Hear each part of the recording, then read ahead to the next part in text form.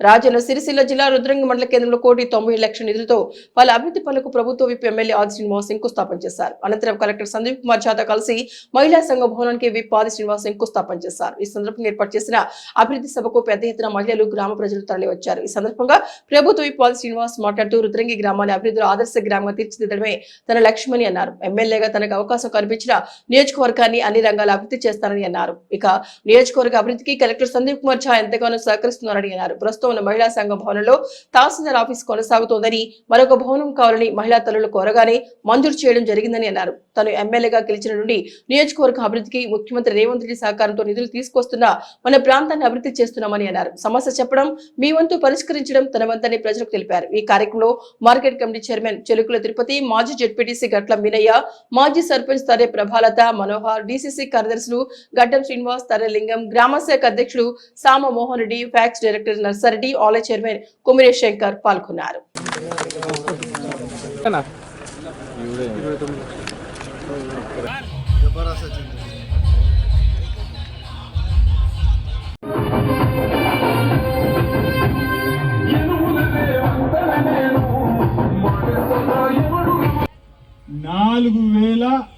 4,696,234 కోట్లు ఇప్పటికే నియోజకవర్గంలో ఇంచుమించు 11 గ్రామాలకు వచ్చినటువంటి సందర్భం. దానికి అదనంగా మరో 35 ఇల్లు తెచ్చి ఈరోజు రుద్రంగిలో, వేములవాడలో ఎవరికైతే ఇల్లు లేదో వాళ్ళందరికీ 5 లక్షల రూపాయలు ఇచ్చేటువంటి కార్యక్రమాన్ని ఈ నెల 26వ తేదీ నుంచి ప్రారంభం చేయబోతా ఉన్నాం.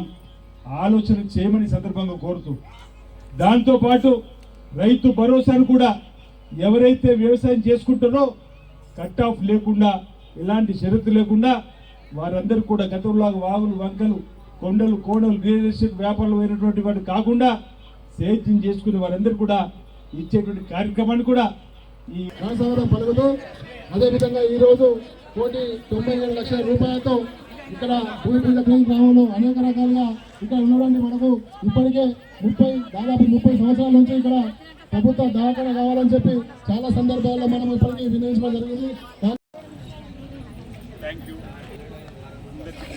ఉపాధి కల్పనలో భాగం చేసుకోవడం కోసం ఇక్కడ అడ్వాన్స్ టెక్నాలజీ సెంటర్ ఈసారి గెలవాలి మన బిడ్డ, రుద్రంగి బిడ్డ, మా బిడ్డ అని చెప్పి మీరందరూ ఆశీర్వదించి నన్ను శాసనసభ్యుడిగా చేస్తే గౌరవ ముఖ్యమంత్రి రేవంత్ రెడ్డి గారు విప్పుగా చేసి రాష్ట్రంలో క్యాబినెట్ మంత్రి తర్వాత మంత్రి హోదానిచ్చి మనము ఏది అడిగినా ఈ ప్రాంతానికి రావడానికి సహకరించినటువంటి వారికి కూడా మన రుద్రంగి ప్రజానీకం తరఫున వేమడ నియోజకవర్గ పక్షాన నేను ఈ ప్రభుత్వానికి ధన్యవాదాలు తెలియజేస్తూ,